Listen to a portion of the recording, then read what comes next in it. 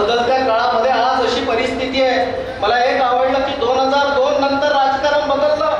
बाळाभाऊंच्या रूपामध्ये फक्त एकमेव आमदार आपल्याला पाहायला मिळाला ना. आता जर सामाजिक रचना जर पाहिली, खेदानी म्हणावं लागेल, या गोष्टीचा तुम्हाला राग येईल तरी चालेल, पण आज अशी राजकीय परिस्थिती झालेली आहे की तुम्ही जर तुमचा कोळ्यांचा रस्ता जर बदलवला नाही तर भविष्यात तुमचा आमदार होऊच शकत नाही, अशी परिस्थिती ते आहे.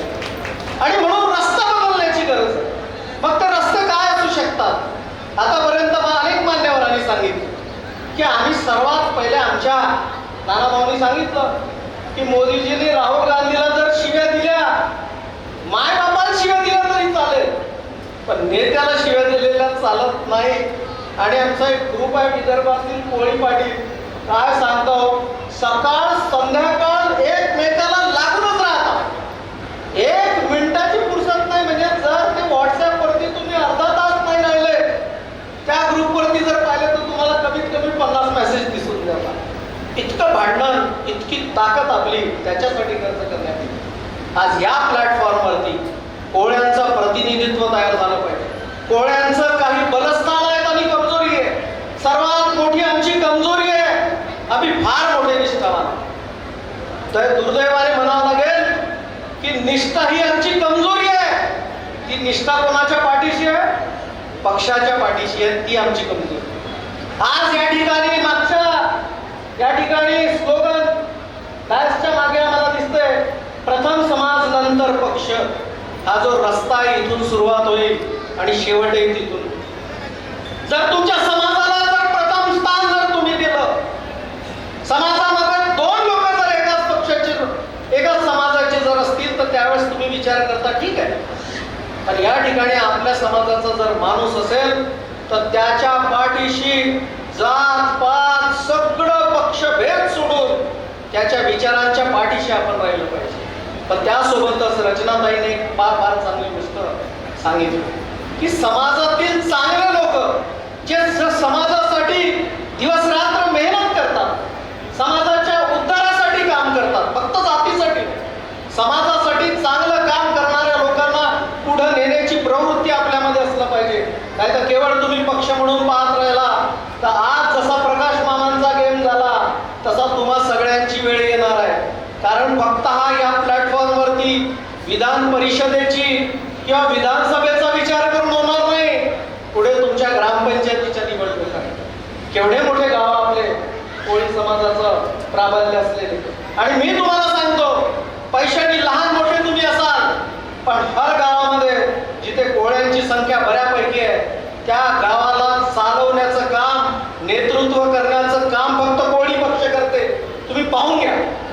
आणि याच्यासाठी या समाजाच्या चांगल्या उत्थानासाठी, उद्धारासाठी काम करणाऱ्या लोकांच्या पाठीशी राहण्याची प्रवृत्ती तुम्ही जर ठेवली तर हा समाज पुढे गेल्याशिवाय राहणार.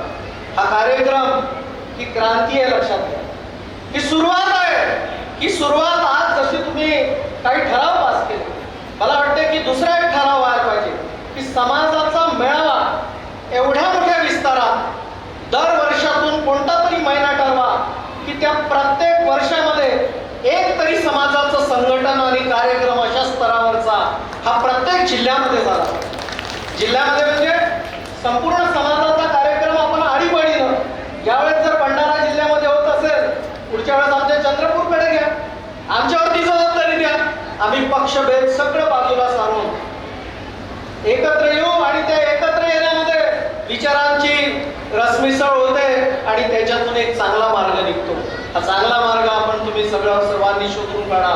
आणि मगाशी प्रकाश मामांनी आम्हाला सांगितलं की आमचे ज्येष्ठ लोक जर थांबवतात, आता काही थांबवण्याचं गरज नाही. डॉक्टर साहेब आठवले साहेबांना आमची विनंती राहील, हात जोडून बाळाभाऊंना विनंती राहील, आमच्या हेमकृष्णजी कामकर्ते साहेबांना विनंती राहील. बाळाभाऊंनी तर आता आधीच सांग केलं, म्हणजे त्यांना सुचवायचं की मी कुणालाच थांबवणार नाही.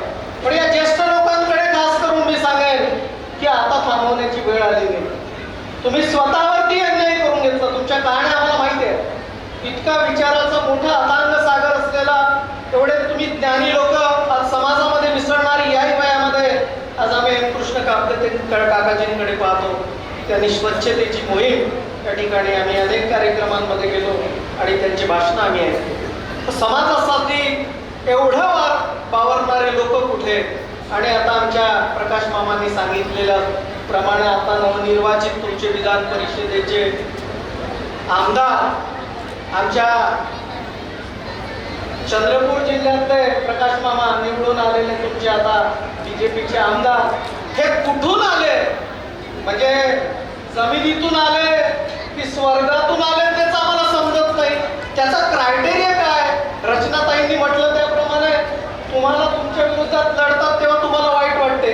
आज तुमच्या पक्षाकडून आमदार झाल्यानंतर तुम्ही फार मोठे बॅनर लावता, पोस्टर लावता व्हॉट्सॲपवरती. अरे कुठून आले लोक?